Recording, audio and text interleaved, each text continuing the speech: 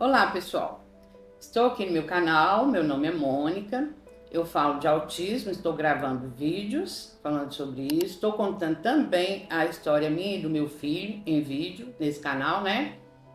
E eu sou uma pessoa mais idosa, vamos dizer assim, então eu não participava muito de redes sociais, por dificuldade inclusive de acessar.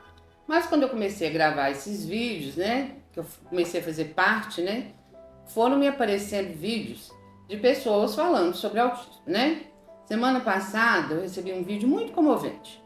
Era um motoboy negro, ele estava em cima da moto, com capacete, falando do filho autista dele, que é um menino pequeno, que já esteve na escola, mas que agora não está conseguindo frequentar porque a escola não dispõe de um monitor para acompanhá-lo. Esse menino é um autista de nível 2 suporte. Então ele não é verbal inclusive, e ele precisa mesmo de um monitor, né?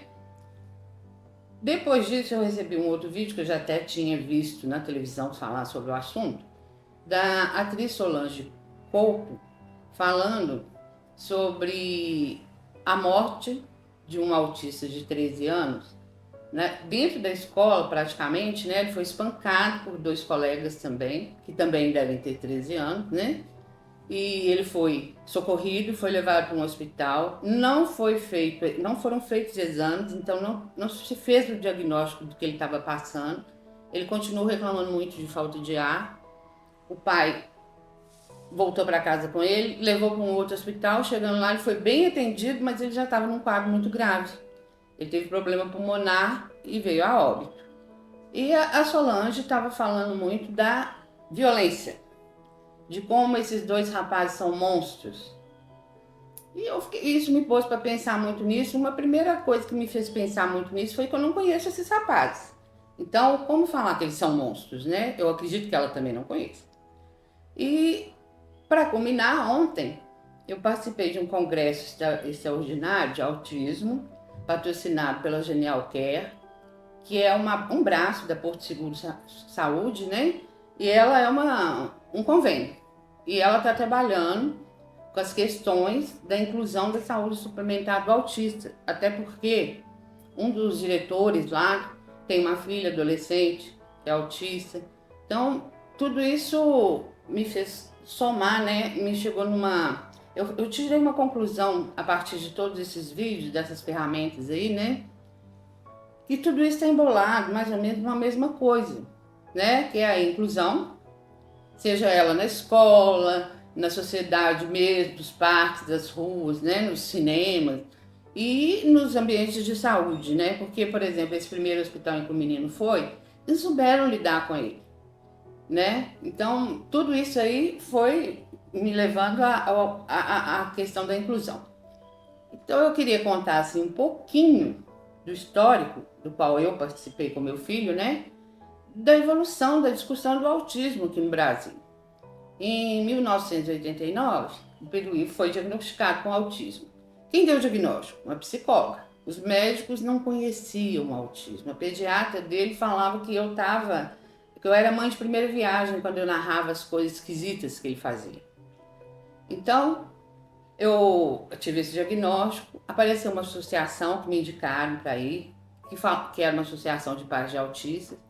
Eu fui numa reunião, essa reunião era na casa de um dos pais. A primeira coisa que me chamou muito a atenção é que a casa era uma mansão. Todos aqueles pais faziam parte de uma classe social mais abastada. E eram poucos, tinha uns 10 pais e 10 autistas. E os autistas estavam lá, porque os pais levavam eles nessas reuniões. Mas eles estavam lá com babá, e as babás perdidas, meninas perguntando uma confusão danada. Mas o propósito dessa associação, né, era só um. Eles já tinham ganhado até um lote lá em Nova Lima, e eles queriam construir uma casa que fosse uma espécie de asilo. Não era um lugar para se trabalhar com autismo, não era uma escola, uma clínica, nada disso. Eles queriam colocar os meninos lá para esconder eles do mundo e também para ficar livre deles, né? Porque esses pais também não davam conta de cuidar dos filhos. Nem as babás que estavam com eles eram preparadas. Então, assim, me lembrou muito de um outro vídeo que eu já fiz, né? Que fala do Holocausto Brasileiro, de Barbacena. essa década de 80 ainda estava muito ligada a isso, né? A nossa visão de como tratar da saúde mental, né? Ainda era muito assim.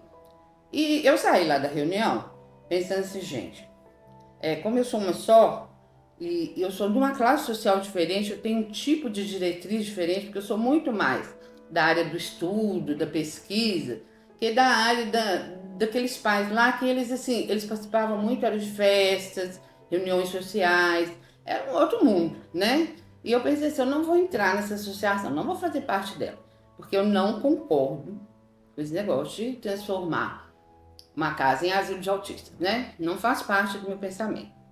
Eu já tinha tido, inclusive, essa proposta por parte do meu irmão e do meu tipo psiquiatra. E eu já tinha discordado deles, né? E a partir daí, eu estive em Alcobaça, eu sempre fiquei ligada na área do autismo. E em 1988 eu estive presidente da Associação de Autismo aqui de BH, que chamava APAS. E havia já uma fundação anterior à minha presidência, né?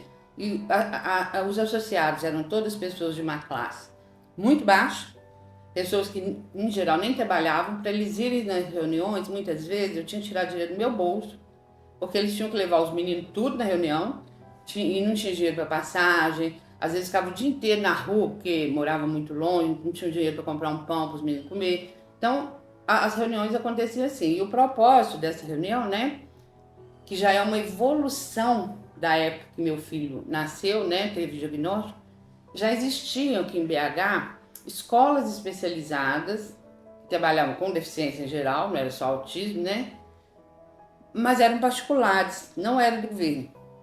E essas escolas recebiam deficientes, autistas, e os autistas nessa época ainda não eram rotulados como deficiência, não tinha essa lei ainda. Então, essa escola recebia esse tipo de público, mas era através de uma bolsa da Loteria Mineira. Então, tinha uma grande batalha das mães, dos pais, para conquistar essa bolsa. Mas eu achei que já era um momento de evolução, porque já existia. Aí já existiam alguns profissionais, psicólogos, fono, TO, que trabalhavam com isso, uma musicoterapeuta que já estava começando a trabalhar com autismo. Então, passou por essa evolução, né? Em 2012, nós tivemos uma lei, eu vou até ler o número dela, porque se vocês quiserem procurar ela, porque ela é interessante, é uma lei curtinha, o nome dela é 12764 de 2012.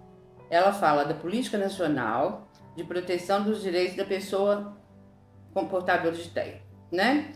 E essa lei puxou o 2 de abril, que é o Dia Mundial de Conscientização do Autismo, dos direitos, né?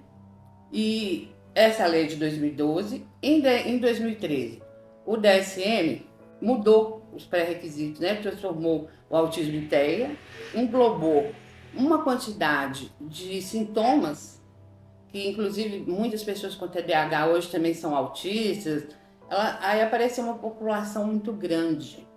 Então, essa lei, por exemplo, né, de 2012, ela é uma lei adolescente. Né? Falar dos dois adolescentes que mataram outro adolescente, essa nossa lei também é adolescente. Né? Ela é de 2012. A inclusão do DSM, né, transformou o autismo em transtornos do espectro autista, né? Também é adolescente. Mas a gente está num momento muito importante da nossa vida, que a gente tem ferramentas para discutir tudo que está acontecendo, né? Que, por exemplo, para mim, né, esse episódio do menino que morreu na escola passa muito pela inclusão, muito. A lei da inclusão, ela está muito bonita no papel, mas as escolas não dão conta de cumprir os pré-requisitos da lei, porque elas não estão equipadas, elas não têm capacidade, nem competência, não têm profissionais, não têm dinheiro para bancar profissionais, não tem, em suma, não tem uma estrutura capaz de promover a inclusão da lei, né? Então, os pais estão batalhando, falando nas redes sociais, eles tiram o menino de uma escola, levam para outra, apareceu esse motoboy pedindo para a gente compartilhar que o filho dele está fora da escola porque não tem monitor, né? Então, essas coisas todas estão acontecendo Mas eu acho muito importante elas estarem acontecendo. Esse congresso da Genial Care que eu participei ontem tinha falas de autistas, né? E muito interessante, porque são autistas de nível 1, alguns até rotulados como gênios. Tinha um autista negro, uma autista mulher, uma autista mãe que também é autista, que também tem uma autista que é mãe, tem um filho autista e trabalha com essa área. Então, a rede social é uma ferramenta que a gente ganhou do mundo a reboque de nós agora. Então, é muito importante que a gente comece a utilizá-la. E vejam bem, a gente é oriundo, né? Estamos aqui no Brasil, de uma colonização que trouxe o rei para cá e ela era profundamente assistencialista. Tivemos depois uma Constituição, em 1988, que já fala de democracia, já temos deputados, presidência, essas coisas todas, mas continua assistencialista, que o digo as Bolsas Famílias por aí, né? Então, a ferramenta da internet nos propiciou estar discutindo isso com sociedade civil. E aconteceu com a lei da inclusão aí que organismos civil e privados, né, começaram a ser obrigados a cumprir a lei também, como os planos de saúde. A Genial Care é uma das instituições que é um plano de saúde e cobre a saúde suplementar dos autistas. E isso foi muito importante. Eu acho assim, quando a gente tem uma democracia assistencialista, é bacana porque tem lei, né? Mas ao mesmo tempo, ela está à margem da sociedade civil. Quando a sociedade civil é chamada a participar da lei, igual esses planos de saúde, né? Escolas particulares também tem que ter monitor para os meninos autistas lá. Então, aí a coisa ferveu. A gente está numa efervescência adolescente, está promovendo uma revolução com as redes sociais, né? E agora eu tenho muita esperança que tudo isso que nós estamos falando, né, das diretrizes, de organizar, vai ser mais bem feito. Por quê? Porque a sociedade civil é quem tem o problema dentro de casa. Um dos chefes lá da Genial Care, ele tem uma filha autista. Então ele tem um problema dentro de casa. E quem é que é capaz de entender melhor sobre o que é bom, de como deve ser feito, como que a gente deve organizar isso aí? É quem está com problema dentro de casa. Os políticos são muito bacanas para fazer lei, que quando você tem lei é bacana porque você pode se apoiar nelas, né? Então é importante essa inclusão aí, que a gente vai começar, a gente está já falando disso, né? Porque, na verdade, nós estamos falando de gente, todo mundo é ser humano, todo mundo tem direitos, e a rede social está ajudando a gente pra caramba. Então eu queria, aqui nesse vídeo, né, chamar vocês para participar também disso aí. Porque a democracia assistencialista é bacana, já temos uma democracia. Não é mais nem Dom João nem Dom Pedro que ditam regras aqui no Brasil. Temos uma democracia, mas ela ainda não é uma democracia que atende a sociedade civil. E a gente tem que se ater à ideia que o Brasil é um país rico, que tem condições de bancar uma democracia muito mais civilizada, né? Mas que não pode o governo ser o único braço dessa discussão, dessa transformação. Então, o que que a gente, assim, quando eu vi o vídeo, por exemplo, da atriz, né? Eu achei assim, nossa Deus do céu, que violência, né? Mataram um menino autista, mataram um rapazinho autista. Isso deixa a gente muito triste, né? Isso está acontecendo em outros lugares também, o bullying é mundial, né? Mas assim, de uma certa forma é importante que essas coisas estejam chegando para nós, porque é necessário não só pessoas que têm filhos autistas, não só convênios de saúde, não só escolas, não só hospitais, médicos participarem disso. É necessário que outras pessoas que estão fora desse barco aí, mas que são gente igual a gente, nos ajudem a promover essa inclusão, porque essas outras pessoas que não estão nesse barco estão em outros. O Brasil é assistencialista para tudo, Então, a sociedade civil precisa tomar pé disso aí. Não é excluir o governo, não. A gente paga imposto, o país é rico, não é excluir o governo, mas propiciar uma diretriz organizada de acordo com o que a sociedade quer. Isso é muito importante. Então, o meu vídeo hoje é um chamado para que a gente participe desse movimento.